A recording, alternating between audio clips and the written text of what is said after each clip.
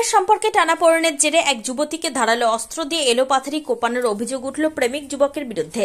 ঘটনাটি ঘটেছে গত 5ই নভেম্বর নদিয়ার পলাশীপাড়া থানার বার্নিয়া এলাকায়। ঘটনার পরের দিন পলাশীপাড়া থানায় ওই যুবক ও তার বাবা মার বিরুদ্ধে লিখিত অভিযোগ দায়ের করেন জখম যুবতীর বাবা।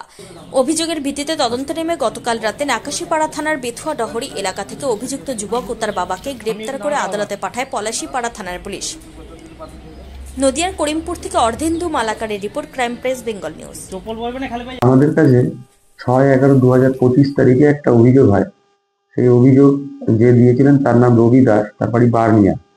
অভিযোগ করেন যে তার মেয়ে 18 বছর বয়স, সে 5 তারিখ রাত্রিবেলায় আনুমানিক 10:30টার সময় ঘর থেকে যখন বাইরে বেরিয়েছিল বাথরুমে যাওয়ার উদ্দেশ্যে, সেই সময় একটি ছেলে যার নাম সম্রাট দাস, বাবার নাম রামপ্রসাদ দাস, এরা তার বাড়ির পাশে দাঁড়িয়ে ছিল বাথরুমের আড়ালে রাত্রেবেলায়, এবং অতর্কিতে মেয়েটি যখন বাথরুমে যায় তার উপর হামলা করে, চাকু দিয়ে তাকে এলোপাথারি কোপায় এবং তারপরে মেয়েটি রক্তাক্ত অবস্থায় লুটিয়ে পড়ে। মেয়ের মা যখন পুরো ঘটনাটা দেখে ছুটে আসে তখন মেয়ের মাকেও হুমকি দেয়, দিয়ে মেয়ের মা ভয়ে আর কিছু করেনি, যেহেতু মেয়েটি রক্তাক্ত অবস্থায় পড়ে আছে, ও তখন ওখান থেকে পালিয়ে যায়। এই ঘটনাটা যখন ওর বাড়ির লোককে ওরা জানায়, ওর বাড়ির লোকও ছেলেটিকে সাপোর্ট করে মেয়েদেরকে আবার মারধর করে হুমকি দেয়। এই নিয়ে আমাদের কাছে একটা অভিযোগ হয়। অভিযোগ পাওয়ার পরে আমরা তদন্ত শুরু করি, কেস স্টার্ট হয়, এবং তদন্ত করতে গিয়ে যেটা দেখি যে মেয়েটির সঙ্গে ছেলেটির পূর্বগত পরিচয় ছিল, এবং সেখান থেকে মেয়েটির সঙ্গে ছেলেটির একটা সম্পর্ক গড়ে ওঠে। এই সম্পর্কে টানাপোড়েন বহুদিন ধরেই চলছিল। সম্ভবত মেয়েটি বেরিয়ে আসতে চাইছিল রিলেশন থেকে, ছেলেটি ছাড়ছিল না মেয়েটিকে, এবং সেদিন ও আগে থেকেই অনেক প্রি প্ল্যান্ড এবং শান্ত মাথায় মেয়েটিকে বড় কোনো ক্ষতি করবে বলেই ও ওর পেতে বসেছিল ওর বাথরুমের পাশে রাত্রেবেলায়। মেয়েটি যখন বাথরুমে যায় তাকে একা পেয়ে প্রথমে চাকু দিয়ে এলোপাথারি কোপায়।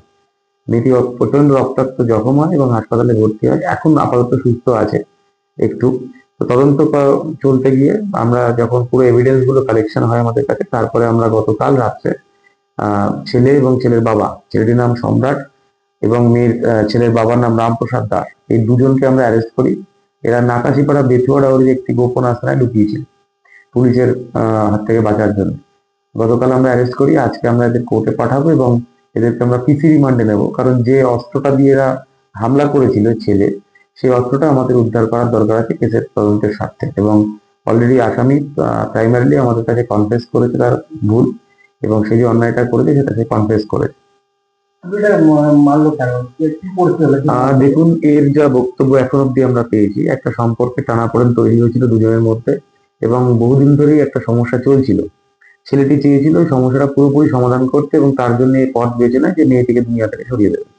তার জন্যই ঘটনার দিন অর্থাৎ 5 তারিখ রাত্রেবেলায় মেয়েটি যখন বাথরুমে যায়, রাত্রেবেলায় ওর বাড়িতে আগের থেকে ওর পেতে জঙ্গলের মধ্যে বসেছিল, একা পেয়ে তখন ওকে চাকু দিয়ে এলোপাথারি ভাবে কোপায়।